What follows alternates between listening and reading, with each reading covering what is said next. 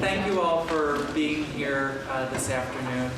I'm Andy Cooper-Smith. I'm the Managing Director of the Penn Wharton Public Policy Initiative, which runs PPRS. I'm joined here today by my colleague Ben Schneider, who helps to advise students in the program, and also by three current students in the program, Tanner Bowen, Sean Schrolovitz, and Rachel Pomerantz. How many of you have had some experience with Penn Wharton PPI so far in your time at Penn? Okay, so a few of you. For those of you that don't know us, we are a hub for research and education, focusing on public policy issues at the intersection of business economics and public policy. We've been around since 2012. We do a lot of stuff on campus. And our goal ultimately is to try to promote better informed policymaking, again, on issues that relate to business and the economy. How do we do that? A lot of what we do involves faculty and trying to get faculty research that's policy relevant more in the mix to policymakers and staffers in Washington. But then the other piece that we do focuses on students, because part of making public policy better is getting more really smart students to think about studying public policy and thinking about careers in public policy. And then we have PPRS. We started this program about 3 years ago. It is, as you may know, an honors certificate program that any student at Penn, any undergraduate at Penn can do on top of whatever major course of study that they're pursuing. And we designed it to bring together in-class learning. There's an 8-course curriculum, which I'll go over real briefly, that students do in addition to getting some experience outside the classroom with a required internship. And then also we encourage students to get involved in research with faculty on campus. Why did we do it? We created PPRS in part because we saw a void in the curriculum at Penn.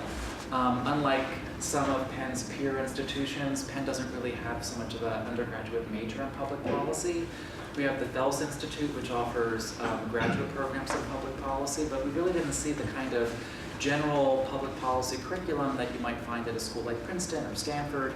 And we saw this as an opportunity to give a new opportunity to students, and by keeping it within PPI, to keep it as an interdisciplinary, inter-school thing that wouldn't be just for college students or just for Wharton students, but for any student in any of the undergraduate schools. The curriculum for PPRS, which you may have seen before, the students are required to do 2 semesters of econ prior to applying to the program after their freshman year. And then once in the program, it's 8 courses. The foundational course is BEP 201, which is the Introduction to Business, Economics, and Public Policy, sort of an intro course in public policy analysis. Students have to do 2 semesters of math and stat. 2 total, could be 1 math, 1 stat, 2 stat.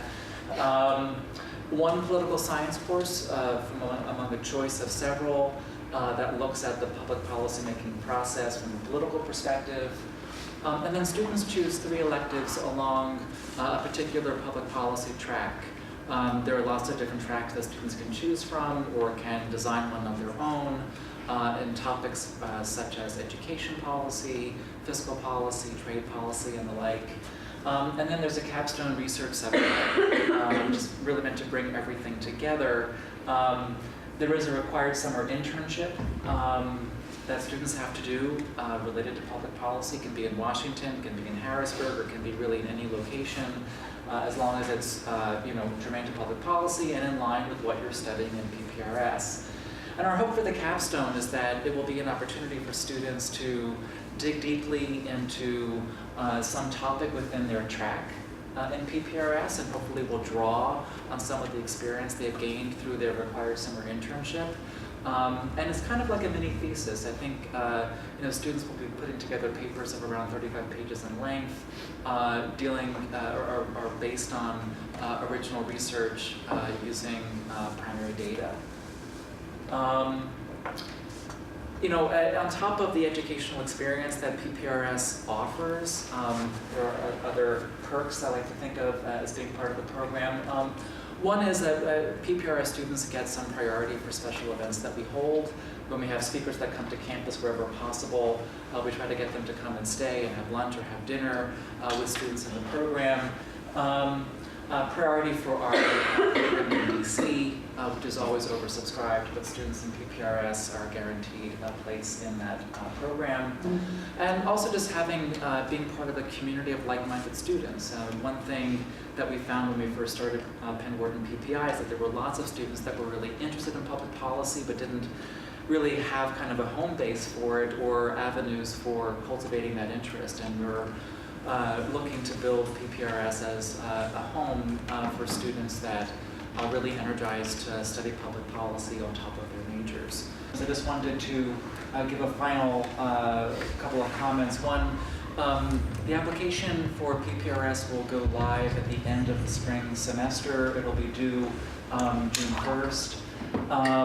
If you are not yet signed up for the Penn Wharton PPI listserv, I encourage you to do that. You can sign up through our website, and then through the listserv you'll get updates about not just PPRS, but other things going on through PPI that may be of interest to you.